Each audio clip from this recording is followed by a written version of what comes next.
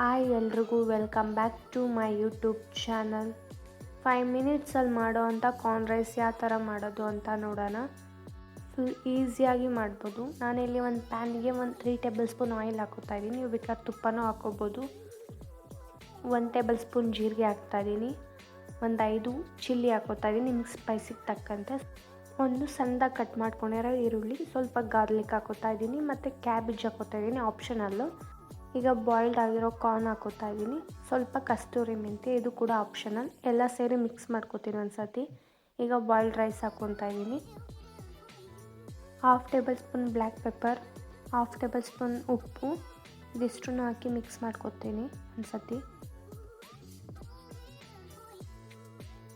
ಈಗ ಸ್ವಲ್ಪ ಆರಿಗ್ಯಾನೋ, ಸ್ವಲ್ಪ ಚಿಲ್ಲಿ ಫ್ಲೇಕ್ಸ್ ಹಾಕ್ಕೊಂಡು ಇನ್ನೊಂದು ಸತಿ ಮಿಕ್ಸ್ ಮಾಡ್ಕೊತೀನಿ. ಸೊ ಕಾರ್ನ್ ರೈಸ್ ರೆಡಿ ಆಯಿತು, ನೋಡಿದ್ರಲ್ಲ. ಒಂದು 5 ಮಿನಿಟ್ಸ್ ಟೈಮ್ ಇದ್ದರೆ ಸಾಕು. ನಿಮಗೆ ಎಲ್ಲದಕ್ಕೂ ಆಫೀಸ್ಗೆ ಹೋಗಬೇಕಂದ್ರೆ ಬೇಗ ಪ್ರಿಪೇರ್ ಆಗೋ ರೈಸ್ ಇದು. ಈ ರೆಸಿಪಿ ಇಷ್ಟ ಆಯಿತು ಅಂದರೆ ನನ್ನ ಚಾನಲ್ನ ಸಬ್ಸ್ಕ್ರೈಬ್ ಮಾಡಿ, ಲೈಕ್ ಮಾಡಿ, ಶೇರ್ ಮಾಡಿ. Thank you for watching.